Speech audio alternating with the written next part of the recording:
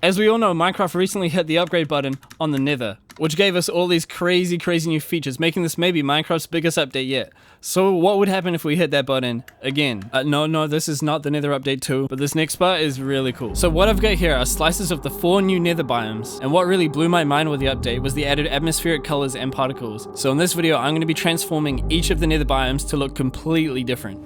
Starting with the Crimson Forest. Now this biome has like a red, fiery particle thing going on, and so I thought, why not turn it into like a smoldering lava kind of situation? So trees obviously had to go. I used the help of water to swap the netherrack for basalt just to save a bit of time. I then changed the terrain a bit to make it look more rocky. Then it was time to start carving in the lava flow. Now, if you've seen lava before, it's not a raging river, so I made it quite windy and used a lot of magma to break it up and make it look like it's sort of creeping off in different directions because it's going to be flowing slowly down through the hill. The inspiration for the block palette for this was that the lava would be burning and singeing everything around it, and so it goes from the hot red lava to the darker magma, and then I start adding in the sort of black concrete powder and blackstone to make it look like it's burning all that up, and then that transitions into basalt and then to grey concrete powder and then eventually cyan terracotta, and that's the kind of the smooth transition from light to dark back to light again, and that pretty much completes the build. This is the song for you.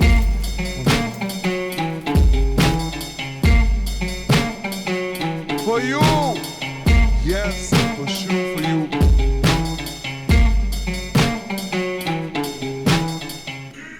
For the Basalt Deltas, I really wanted to make it like a snowy winter wonderland, and I've actually tried this in survival, but it's so hard building in these biomes. Like I get killed by magma cubes every single time. And so to be able to do it in creative is so much better. And so hilariously, you just replace the lava with ice. That's fine apparently. And then go and smooth the terrain, making it way less jagged and rocky. If you want mountains that are like jagged and rocky, then leave it. But for me, for this build, I try and change it so it's a bit smoother. I then switch all the blocks to be cyan terracotta, and I'm going to come back and change this later on, but for the start I just wanted to leave it like this.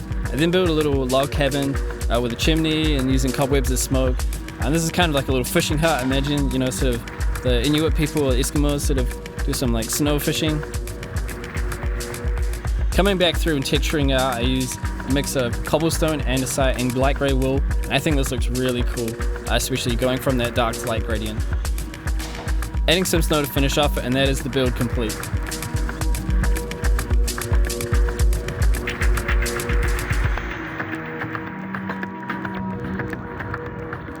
The Soul Sand Valley is so creepy that I had to make a spooky forest. There was no other option, and so that's exactly what I did. And so I just laid out a path, replaced it with dirt, podzol, and some brown terracotta, I think. And then actually I had to dip into a creative world to build some trees.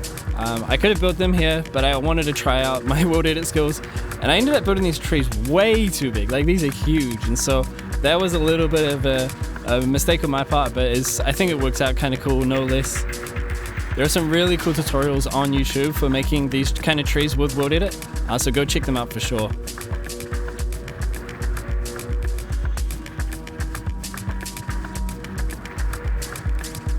So we just made the 2 types, one that's kind of like a windy, willowy sort of thing, and then one that's more of like a straight pine, and I kind of just put one of the big trees and then a couple of the pines dotted out. I then come in and I actually start adding a whole lot of greenery and shrubbies and bushes, trying to make it look like it's overgrown and creepy and like you could get stuck in like prickles and stuff. And then I use a whole bunch of diamond blocks, which looks extravagant, but they actually just there to be replaced for grass, which is again another world edit thing you can do. And that completes my spooky forest.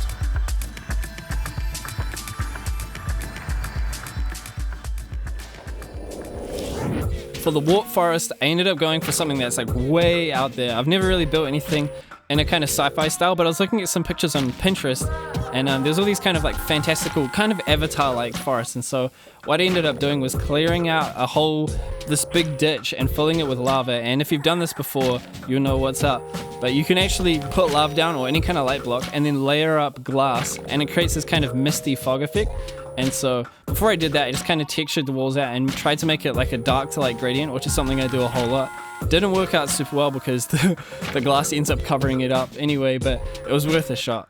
And so we dug down in here, and I ended up using pink, actually no, it was magenta and purple glass, and just layering them up on top of each other, and I think it came out really cool. Also, I had no idea that the crimson wood had such a cool animated texture. When you look at it in the time-lapse, it's just like, what the heck?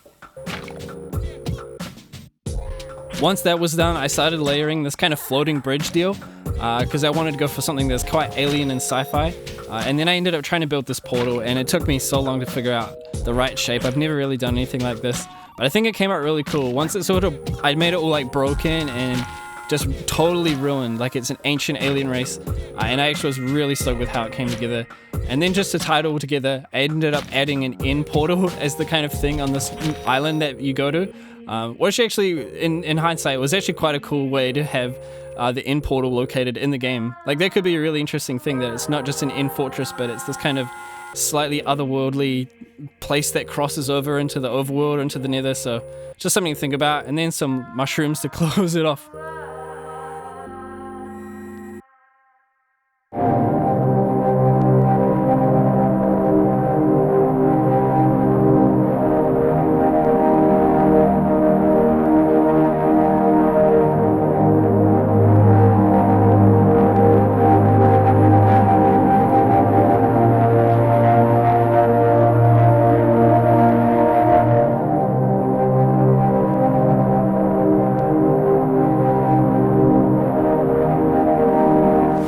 Thank you so much for watching the video, everyone. If you enjoyed it, please let me know by leaving a like, and let me know down in the comments what your favorite one was. But till next time, peace.